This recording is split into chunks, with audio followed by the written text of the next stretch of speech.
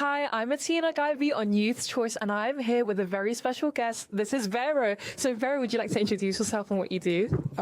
Yeah, I'm Vero. I sing like mainly jazz music, but I do like R&B and like soulful things and like funky things. But yeah, I just do like singing and stuff. I love that. So you're into jazz? Yeah. Do you like Frank Sinatra? I do like Frank Sinatra, yeah. Should I go Frank Sinatra song? Because I have so many. I love Something Stupid. Like, oh my God, so cute. Yeah, it's super cute. So I think that one's really nice. Like, the harmonies in that song are so good, don't you think? no, it is. It's really tricky to like do those harmonies as well with like other people. But I think like it's such a good song. It's like one of those like classics that you get all the time, that you hear all the time. It's really recognizable. And you're into R&B and soul as well. Mm-hmm. What's your favorite R&B song?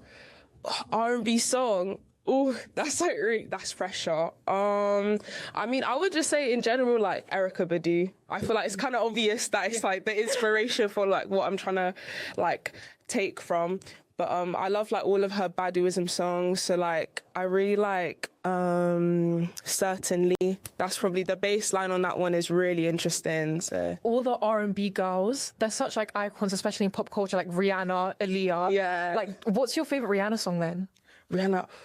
This is going to be so controversial, but I don't listen to Rihanna. No, really? Don't listen to Rihanna. Maybe Aaliyah then? No. Old R&B is really popular. Yeah, I mean, like, Aaliyah, she did the one that was, what, like, Age Ain't Nothing But a Number. Oh, really good. Yeah, it's so good. Yeah, so I like that one. But yeah, I'm not like, I don't listen that much. So this is like one of your many gigs. So you've done this before? Yeah, I have. Yeah. No, I've done for the past like year and a bit, I've done like different gigs like going around. So I did one at the National Portrait Gallery in their like speakeasy that they have underground. I did one there that was really cool. And I've done like a few like festival things. I also did like a couple things in, you know, the Hanwell Cavern? Yes, well, I did some there. And it's been a really great experience to just like meet tons of other musicians and like find different things that work, things that don't, and like also like build connections with the band. Yeah, I feel like it's really important. So this must be like so natural to you.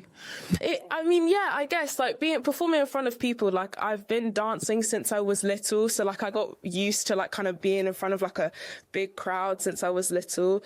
So, it definitely builds that confidence. But I feel like when I get nervous, I just try to like think that there's people that like are there to support me, like in the audience, and like my friends are there, because I feel like the hardest performances are the ones where everyone that's watching knows you, or like you know them. Yeah. So it's pretty tricky. I've never thought about it that way. That's really interesting. Mm-hmm. You know, my dad used to tell me this once when I was younger. It was just think the crowd are just a bunch of tomatoes, and yeah, I think like it really helps though, because you don't know these people personally, but when it's in front of people that you know, it's more pressure. What do you think? What do you think was your most stressful performance? Like you were actually like contemplating whether or not to do it. Has that ever been an experience? Yeah, it was definitely that National Portrait Gallery one. That was definitely the hardest. It was just, I was ill at the time. Like I felt like everything was going wrong, but it was like, you know, it was that support. Like I had one of my really close friends there with me, and she just really helped, like just to get over those nerves and just to kind of like push through. And then I feel like that made the second half of the gig like so much better, because it's just that confidence that you need to like push forward with. So it was tough. Yeah, you're an amazing performer. Do you have any like pre-performance like rituals that you have to do in order to have like a good performance? Like you're kind of like superstitious about it? I don't really know. I feel like I try to like sing a couple of songs here and there and everything like that, but I can't lie. It's mostly just stress. Like it's literally just like running around, and I'm just like stressing like what's gonna go wrong? Is something gonna happen? Like, and everyone's just like, oh no, nothing's gonna go wrong. But it's like, it's just running around and like checking everything. It's kind of like feeling like a little bit of like a control freak of like everything, but at the same time you have to lay back because everyone's got it under control, but you feel like you've got it out of control. 100%. Yeah, so that's what it kind of is, to be real. So you obviously sing a lot. Do you have like a go-to karaoke song? Like the first one that comes to mind? Well, I'd say I'd Rather Go Blind by Etta James. That one. That's hard. That one. Yeah, no, I sang it in my... Oh, no, I didn't. I did at last for my GCSE performance, and that was really good. But I love I'd Rather Go Blind because that was like the music video that got me into like the like jazz kind of soul scene.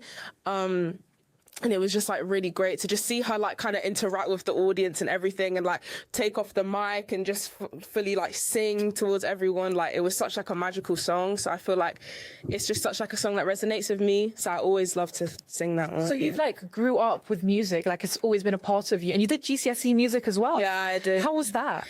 Hard. I got 6. No way. Yeah, no, I did. No, It but was you shouldn't really hard. personally though. I don't think. No. I feel like it's definitely just because for me, my main struggle is music theory. I feel like the theory and the music, like you can have there's so many talented people out there who just have absolutely no knowledge. It just kind of comes naturally to people.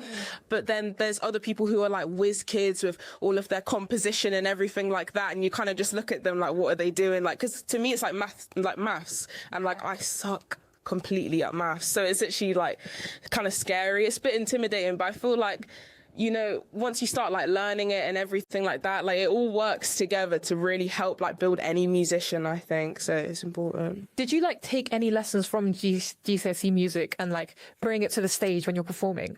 Or is it more just like you feel it and then you just give it to the crowd? I feel like I feel it and give it. It definitely, I learned lessons about like performing with other people. Because you have to do like things like duets and stuff like that. And I had to get over like my frustrations with people when they don't know what they're doing or they get it a bit wrong. But it definitely helps like with that communication kind of stuff. But yeah, I feel like it was more so just like a subject that I used that like allowed me to express myself creatively more so. And I just kind of like tried to bring that emotion to the stage. Love like that. So yeah. Do you have any dream festival that you would just love to perform at? Festival?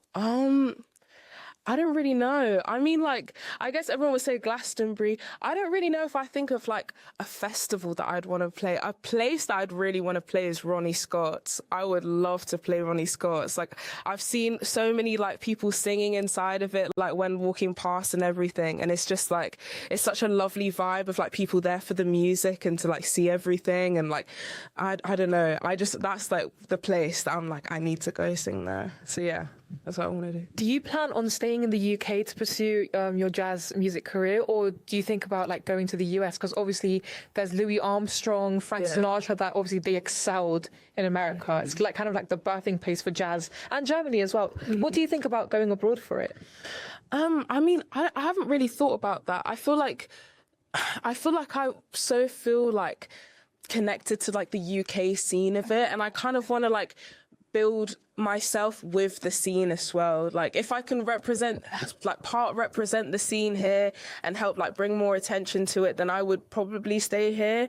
But I mean, I would love to go to the US as well and like do some things there because of like the rich history there. But I feel like it should be brought more and uplifted in like London. Yeah, because I think Amy Winehouse was doing that, and obviously like she passed away, but she was such a jazz icon, and you know, she was repping Camden, and now Camden is so famous. Like you see her murals everywhere. Yeah. So obviously, I feel like you could like be like the next Amy Winehouse. Like actually, like no, seriously, because you're so good and like you're a talented performer. You could definitely do that. What do you think? I mean, if that happens, it happens. But it all comes down to whatever, like fate or whatever happens. But I mean, I'd be happy to, you know, do my music on the side, be like some nursery teacher or something. Are you not doing it full time?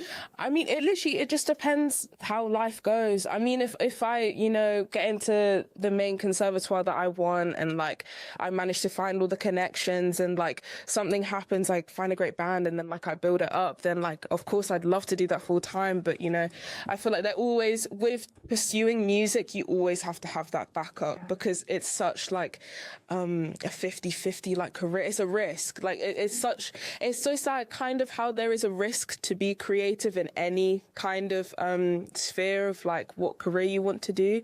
But I think that's also the beauty in it, is that these people are like they're taking this risk to do what they love. All right, thank you so much for coming on Youth's Choice.